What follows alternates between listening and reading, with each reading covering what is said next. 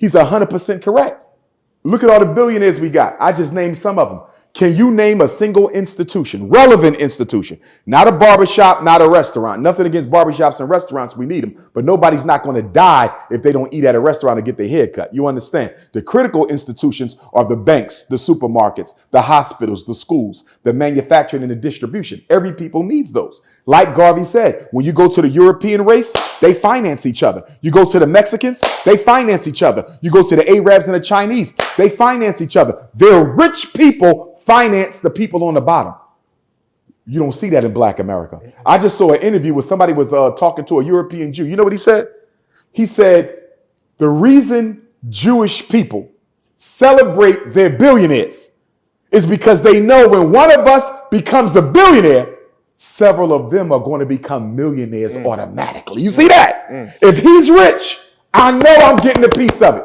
So the wealth of one is automatically the wealth of all. You don't get that in Black America. Jay-Z's money is Jay-Z's money. LeBron's money is LeBron money. Oprah Winfrey, the richest woman in the history of the North American continent, Black or white. Oprah hasn't built a single institution in America for Black people. Nothing would be more embarrassing than if Oprah Winfrey leaves this earth. And I wish nothing on her because I love the sister. But when she goes to her ancestors, she's going to leave probably one of the biggest estates in human history.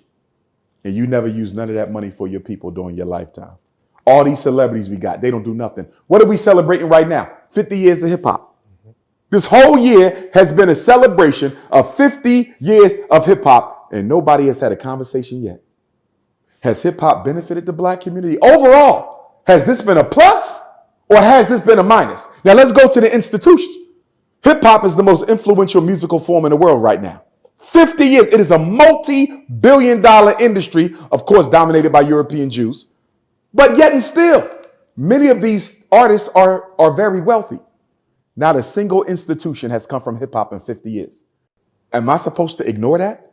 Am I supposed to act like these young brothers out here who pushing death and destruction, sexual exploitation and miscegenation of Black women, these young brothers who out here pushing drug selling, going to jail, and everything possibly illegal to children, I'm supposed to believe that this was a blessing to the Black community when you brainwashing our kids, and on top of the brainwash, on top of the toxic content, you didn't even come back to the community and do anything good for it except give out some damn turkeys and sneakers. Are you kidding me? With the type of money that hip hop has generated around the world, there should be at least 25 Black Wall Streets in America right now. Chicago should have a Black Wall Street. LA should have a Black Wall Street. Atlanta should have a Black Wall Street. Memphis should have a Black Wall Street. Milwaukee should have a Black Wall Street. Little Rock should have a Black Wall Street with all the money that these gangster rappers are making, and yet and still they do nothing for their people. That is what Garvey is talking about. Yeah, and you would think after all that we done been through that will come a day in which we'll unite some way, you know. No, and I'm going to tell you why. Yeah. Because it takes love to unite. It takes anger to react.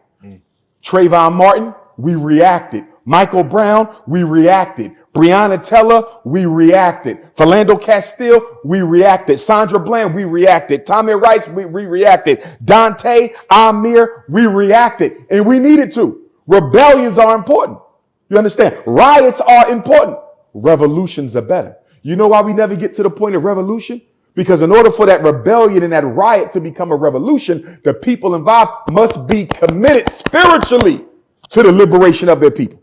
A riot and a rebellion is nothing more than a temporary temper tantrum. It's a temporary temper tantrum. That's not going to change nothing. You need revolution, sustained activity. But the problem is, Black people are not motivated by love. We're motivated by anger.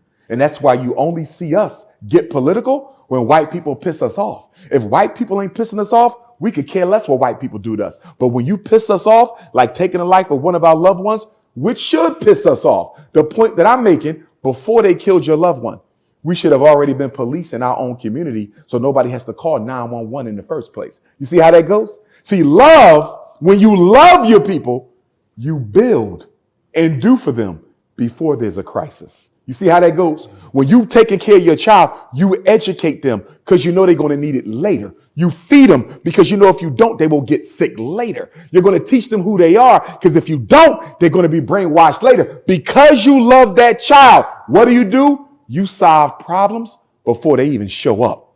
Black America never solves problems before they even show up, because you need love to solve a problem before it even shows up, and we don't have enough of it.